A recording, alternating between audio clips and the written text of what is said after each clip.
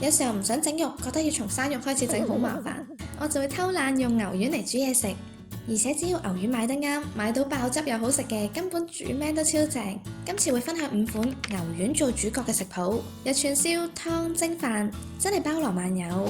先嚟最簡易嘅氣炸潮汕牛丸串燒，氣炸鍋果然係懶人一物，輕輕鬆鬆氣炸出燒烤風味，做法亦都係簡單到冇得再簡單。喺氣炸籃裏面鋪一層錫紙，錫紙可以用底盤夾住，咁就輕啲都唔怕會吹起。將牛丸提早解凍，用竹籤串起佢。睇牛丸嘅 size， 我呢種細嘅，每一串4粒就啱啱好。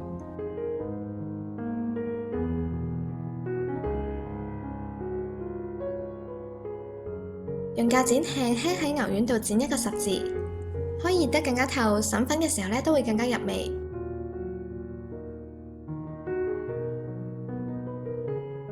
先喺其中一面灑上滿滿嘅孜然粉，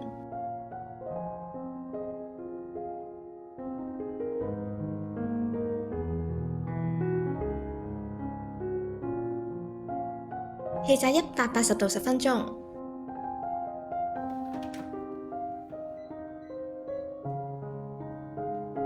中間翻面嘅時候，再加啲孜然粉，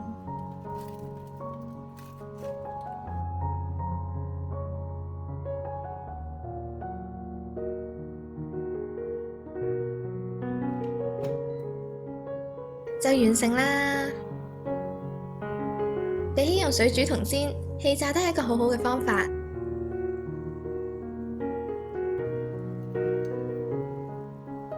最後可以灑少少熟嘅白芝麻，更加香，更加好睇。牛丸本身就油脂豐富，我都冇另外再落油，淨係需要10分鐘就整好呢款好睇好香口嘅牛丸串燒，充滿肉汁，外香內嫩，啱啱出爐嘅時候係非常好食㗎。牛丸亦都可以拎嚟蒸飯，而且牛丸同榨菜係超夾㗎。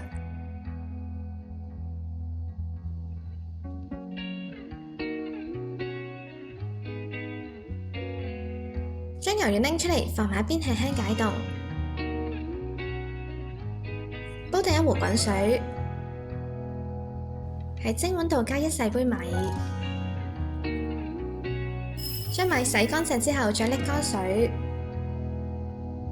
沖洗下個杯，再加返相同體積嘅滾水喺蒸碗度，米要浸泡喺水裡面嘅。加滾水去到煮飯線1，放上蒸架蒸碗，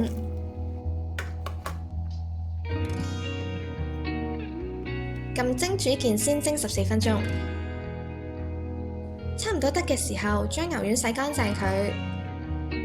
14分鐘之後，放上牛丸，可以輕輕壓入嘅飯裡面，咁牛丸就唔會再碌嚟碌去。鋪上榨菜，再蒸16分鐘。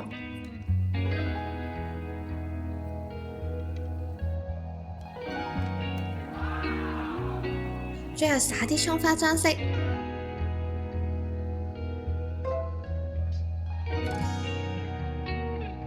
就完成啦。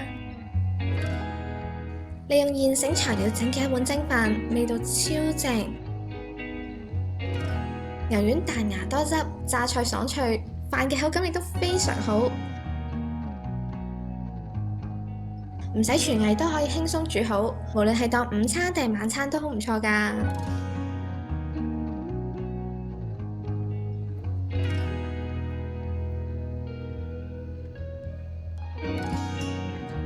跟住係3款湯品，風味各有千秋。入選嘅包括係酸甜開胃嘅番茄薯仔牛丸湯、清甜消暑嘅芫茜冬瓜牛丸湯，同埋懶上加懶嘅粟米牛丸蛋花湯。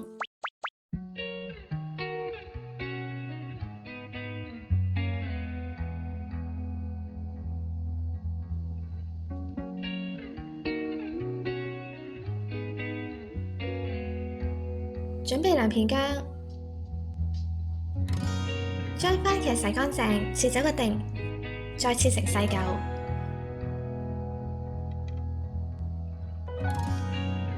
薯仔刨皮切塊備用。怕氧化嘅話，可以將薯仔浸落水度，加少少油喺煲裡面，開細火，爆香薑片先，然後加番茄1/3茶匙鹽同半茶匙糖拌炒。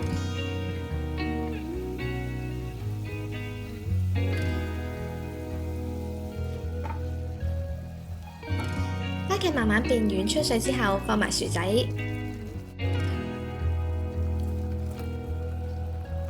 再倒大約2飯碗嘅熱水，斜斜地咁冚個煲蓋，煮15分鐘。將牛丸洗乾淨，加埋入煲裡面，再煮10分鐘就搞掂啦。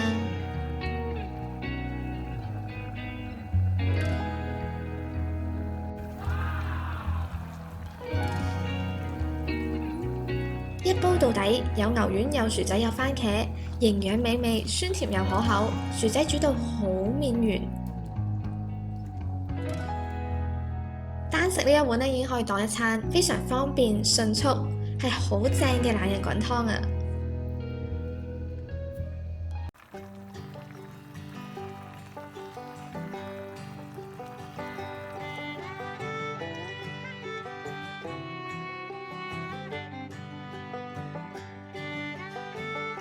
蝦米先用室溫水浸10分鐘左右。冬瓜切走啲皮同埋啲蘿，再切成片之後洗乾淨。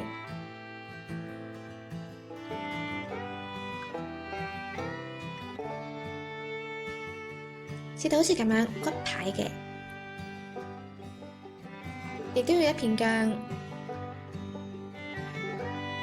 喺煲度加薑片、冬瓜。瀝水之後嘅蝦米，再倒1碗熱水，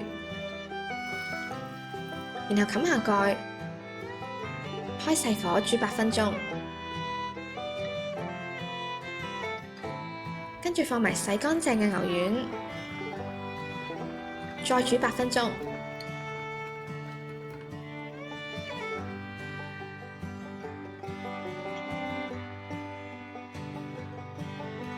將芫茜剪碎備用，冬瓜煮到變透明就可以啦。最後加1/4茶匙嘅鹽，少少嘅胡椒粉撈勻，灑上芫茜碎就完成啦。非常簡易嘅一款滾湯，味道好鮮美。冬瓜煮到好透，牛丸彈牙，加上蝦米、芫茜增香。因為完全冇另外落油呢，所以真係低脂低油，係好啱夏天嘅一款快手湯水。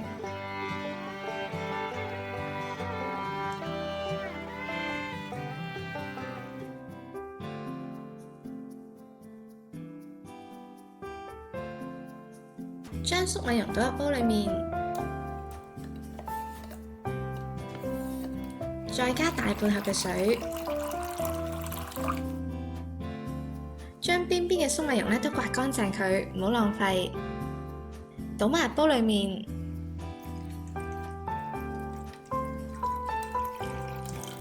牛丸唔使解凍，淨係洗乾淨就可以放埋入煲。開細火煮15分鐘。起初要攪拌下嘅，唔使冚蓋，冚咗會有啲容易滾瀉。期間不時都攪拌下，避免黐底。差唔多夠鐘嘅時候，喺盒度打1隻蛋，咁樣可以慳返洗少隻碗。加少少油撈勻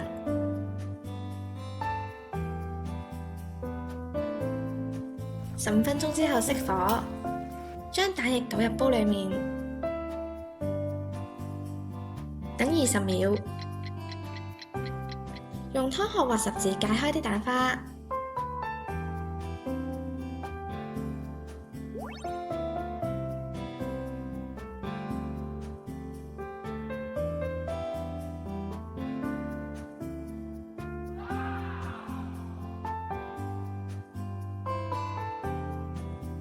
安全啲嘅話，可以開火再煮滾一次，好快就滾㗎喇。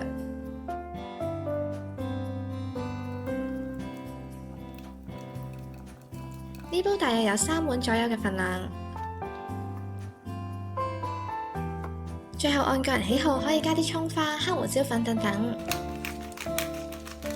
就完成啦。